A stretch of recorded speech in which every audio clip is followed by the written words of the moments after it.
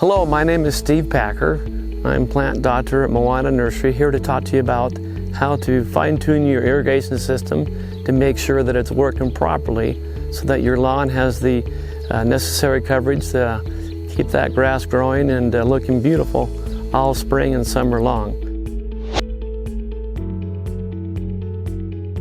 The first thing we're going to talk about today is making sure that in each irrigation zone that you have identical nozzles and spray heads.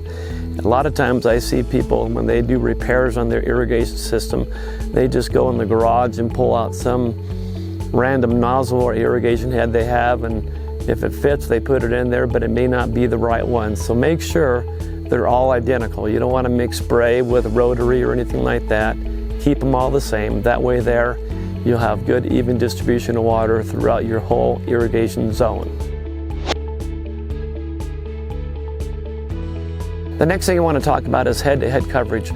When a sprinkler irrigation system is designed in such a way that each spray head will reach the next closest spray head nearby. That way it provides equal distribution of water. And the only way to really check is to do a couple things. The first thing you can do is use what we call the screwdriver test. And this test here shows you just how deeply the water is penetrating through the sprinklers. And so you just take a long shank screwdriver, stick it in the ground. If it goes in easily, like you're pushing into butter or something like that, then you know the water's getting there and it's going deep enough. If you try to push the screwdriver in the soil and it's dry, it'll barely go in and just stop. And so that tells you right there that there's lack of water in that particular area. The other thing you can do is utilize the can test. And the can test is something that we utilize to just check to make sure that there's equal distribution of water. You take these empty cat food cans or tuna fish cans and you place them around your yard, like some cans in a brown area, some cans in a green area, and then run your system for 5 minutes. And if your system is designed properly and the heads are working right, there should be approximately equal amounts of water in each can. If there isn't, then you need to figure out why, and you may need to add another nozzle, or you may need to make some adjustments to rectify that problem. The next thing you need to be concerned about is making sure that the spray nozzles on your irrigation system are properly adjusted so there's no blockage. So make sure you turn on your system, and then as it's running, just do a walkthrough and make sure that they're working properly. Sometimes you'll see a spray nozzle is not spraying like it should, so you'll need to take off the nozzle, clean out the sand or maybe an insect part that's blocking the flow of water. Sometimes there's a little filter that's inside there that you can take out and shake out the dirt and everything and put back in. The other thing you need to do is just maybe adjust the nozzle. Sometimes when people are walking around or they may hit the head and cause it to spray in the wrong direction, that's an easy adjustment where you just kind of turn it so it's spraying on that part of the lawn that needs to be watered.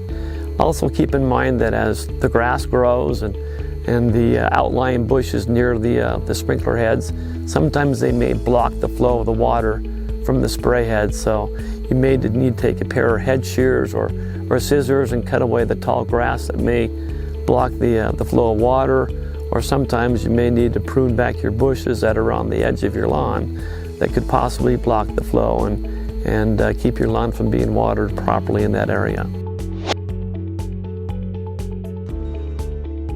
Another thing to consider when you're watering your lawn is how long and how often to water.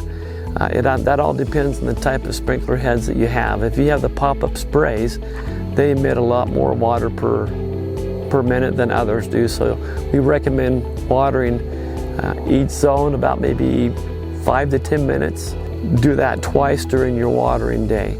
Again, we recommend that you water your lawn at least 3 times a week, and make sure that each time you water it goes on once, like in the morning, and then maybe an hour or 2 later, so you get 2 applications of water for each zone during your watering day.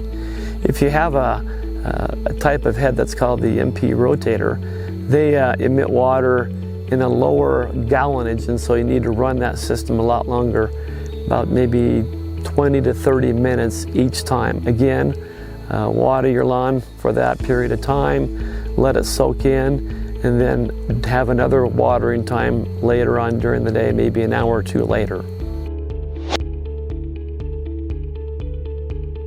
If you have a sloped lawn, then you can't water as long as you like to each watering time. In fact, you're just kind of actually doing shorter run times. And the best thing to do is to turn on your lawn sprinklers and then just watch. And then as you see the water start to run off, you make mental note of that. Say, for example, it takes like 3 minutes and it starts to run off, then you know that you got to run that system for just a little less than 3 minutes. That way it's not running off.